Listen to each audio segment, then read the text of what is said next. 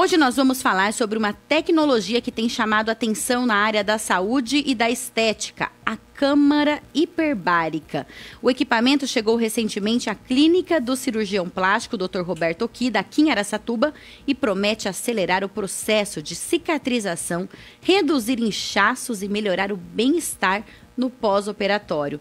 A princípio, o objetivo era usar a câmara apenas para os próprios pacientes do Dr. Okida, mas o atendimento foi ampliado e agora qualquer pessoa pode ter acesso ao tratamento. A gente vai entender como essa tecnologia funciona, para quem ela é indicada e também tirar algumas dúvidas e mitos que circulam por aí. Dr. Roberto, muito bom dia, seja bem-vindo, é uma honra recebê-lo aqui no Jornal da Manhã Araçatuba. Muito obrigado, Suelen. É muito importante a gente poder divulgar essa terapia que chegou na cidade para auxílio dos nossos pacientes, né? Não só para os pacientes da clínica, mas a população em geral, e a aplicação dessa terapia é muito ampla e eu acho que vai ter algumas informações muito importantes para a população. Explica para a gente, doutor, o que é exatamente a câmara hiperbárica? A câmara hiperbárica é um equipamento onde a paciente ela é submetida à pressão, à pressurização com oxigênio a 100%. Esse tratamento ele leva em torno aí de 1h30. Existe um período de pressurização, de tratamento, que é o tratamento isobárico, e despressurização. A câmara que nós temos é uma câmara chamada monoplace, feita individualmente, respeitando a privacidade, o conforto do paciente, e essa paciente ela fica durante esse período assistindo uma televisão, se distraindo, para que não fique muito tempo lá e desenvolva às vezes uma ansiedade ou uma fobia. O Jonathan vai abrir para a gente o Instagram do Dr. Okida para mostrar imagens da câmara hiperbárica, mas a pessoa sente alguma coisa, doutora, hora que ela está dentro da câmara? Na fase inicial, Suelen, da pressurização, é como se a gente estivesse subindo no voo de avião. Então, existem algumas manobras que a gente orienta antes da paciente entrar. Existe todo um protocolo onde são medidos os sinais vitais, a saturação de oxigênio, frequência cardíaca, pressão arterial, a dosagem de glicemia, especialmente em pacientes diabéticos, antes de iniciar a terapia. Mas dói? É um incômodo assim ou é uma dor exatamente? É como se você tivesse uma pressão a nível dos ouvidos. Então você tem que fazer alguns movimentos de abertura, fechamento da boca, para que isso melhore esse desconforto. Mas não chega a doer exatamente? Não, não. E depois, ao longo dessa 1h30, passa? Você interrompendo o tratamento, e principalmente no momento de despressurização, esse desconforto ele vai melhorando. Não são todos os pacientes, existem algumas contraindicações relativas. Por exemplo, o paciente que está em um estado gripal, com sinusite, com otite, não deve ser nesse momento submetidas a esse tratamento, porque pode ter aumento da pressão e desconforto mais acentuado do que a população em geral. Doutor, e quem pode fazer esse tipo de tratamento? As indicações são muitas, né? Inicialmente, ela foi muito indicada, por exemplo, em tratamentos onde acidentados, eu ouvi você falando sobre acidentes, né, de carro, moto principalmente, com fraturas, pacientes diabéticos, pacientes às vezes com infecções graves, mas os estudos foram sendo ampliados e hoje tem várias indicações dentro da reumatologia, dentro da ortopedia, dentro da pediatria, queimados, a própria cirurgia eletiva, como a cirurgia plástica, que houve um desenvolvimento tecnológico muito acentuado, e a cirurgia de lipoaspiração, de contorno corporal. Hoje existem tecnologias de aquecimento para retração da pele, para prevenção de flacidez. Então começaram a aparecer algumas outras intercorrências que não havia associada à lipoaspiração. E a câmara hiperbárica ela se faz necessário com o objetivo de prevenção, por exemplo, de necroses e com dano estético significativo. Uma outra situação, pacientes que têm uma mama muito grande e podem apresentar um sofrimento da areola e, se instituído de forma adequada, pode se beneficiar muito prevenindo uma necrose de areola. Lógico que essa terapia, ela não substitui a técnica que o cirurgião vai utilizar, mas ela contribui muito, em especial em pacientes que tenham algumas situações anatômicas ou patologias associadas como doenças autoimunes, diabetes, que a gente sabe que tem um comprometimento da microcirculação, e tabagistas também, né? No caso, doutor, tem também, é indicado, como o senhor disse aí, nessa situação das pessoas que têm alguma doença vascular? Não, perdão, eu esqueci a palavra agora. Autoimune, obrigada aqui. Uma doença autoimune. Por exemplo, essas doenças como artrite, artrose, ela também funciona?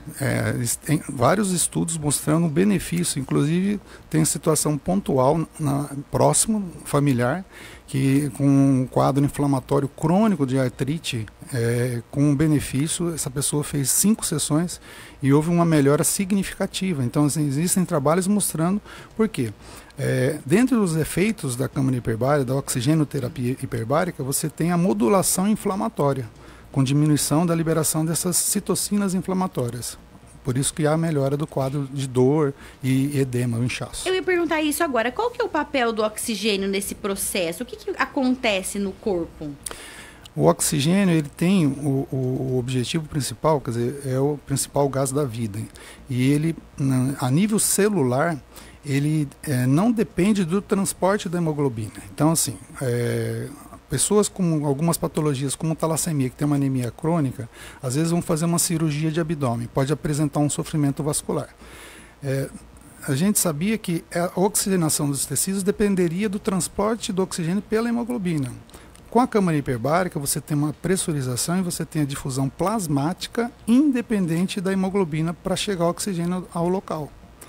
Então, por exemplo, ela após 5 sessões, ela começa a apresentar uma neoformação vascular, estimula o quê? O desenvolvimento de novos vasos. Então, recentemente, nos procuraram para fazer uma paciente ia fazer uma cirurgia de mastopexia com prótese. E ela queria fazer uma sessão pré-operatória e uma pós. Só para a gente, desculpa interromper, esclarecer para o nosso ouvinte, mastopexia é quando faz uma diminuição das mamas, é isso? É uma modelagem da mama, né, associada a uma prótese de mama. Então, a prótese de silicone, no silicone, caso. Isso. E aí ela queria fazer uma sessão pré-operatória e uma pós. Então, eu orientei que, assim, não haveria benefício, ela iria fazer um investimento sem retorno.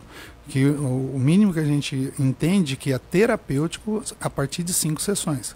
Claro, existem situações mais graves, como trauma, como pé diabético, tudo que às vezes demandam 20, 30, 50, né? Eu fiz um curso que eu vi o paciente foi submetido a 120 sessões de câmara hiperbárica, né? Então, assim, realmente é um caso gravíssimo, né? É atípico. Mas o que veio, assim, os novos conhecimentos mostraram que você pode usar a câmara hiperbárica não só para terapia, para tratamento de patologias, mas preventivamente. Por exemplo, hoje existem cirurgias no ombro eletivas, cirurgias de ligamento cruzado nos esportes, principalmente beach tênis, que tem muita lesão. Está comprovado que existe um benefício na integração e na reabilitação mais precoce. Nós temos várias celebridades utilizando câmara hiperbárica, né? Inclusive alguns times de futebol, né, como Palmeiras, Corinthians, Flamengo, eles têm terapia hiperbárica com seus centros de reabilitação, porque eles conseguem reabilitar os seus atletas, e isso é muito importante para o time. Doutor, eu conheço uma pessoa que fez um tratamento para escaras. Ela tinha uma escara profunda, porque ela ficou muito tempo acamada. Ninguém conseguia resolver esse problema e ela fez isso, foi na cidade de Marília. E ela fez um tratamento lá na câmara hiperbárica, foi o que conseguiu resolver e solucionar o problema dessa escara que ela tinha ali na coluna lombar. O que é importante, né, Sueli, você avaliar assim, alguns fatores. Isso nós estamos tratando patologias. Então, o estado geral do paciente, estado nutricional, se não tem anemia, proteína, cuidados locais da ferida, né? E hoje, não sei se você tem esse conhecimento, existe a terapia regenerativa que a gente tem feito para uso estético na clínica. Então, você faz uma pequena lipoaspiração, processa essa gordura, através de dispositivos de filtros, você pode aplicar, inclusive, em feridas crônicas, acelerando o processo de fechamento. Se você associar a oxigenoterapia hiperbárica, com certeza isso vai ser mais rápido. Doutor, a câmera ela funciona de um modo direcionado ou ela funciona no corpo todo? Como que... Porque às vezes a pessoa vai lá, é como um medicamento que a gente toma, por exemplo, muita gente brinca, né? Eu tomei uma dipirona, como é que ela sabe que é para dor de cabeça ou é para febre? No caso da câmera, ela também funciona no organismo todo e age mais onde tem alguma inflamação? Como que funciona? Exatamente. Ele age em todos os tecidos, mas especialmente na região que há lesão.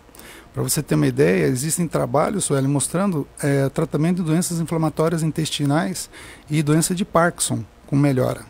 Então pode ser que eu faça a sessão para uma finalidade e acabe sendo beneficiada para outra coisa também? Sim, sim. E já existem estudos.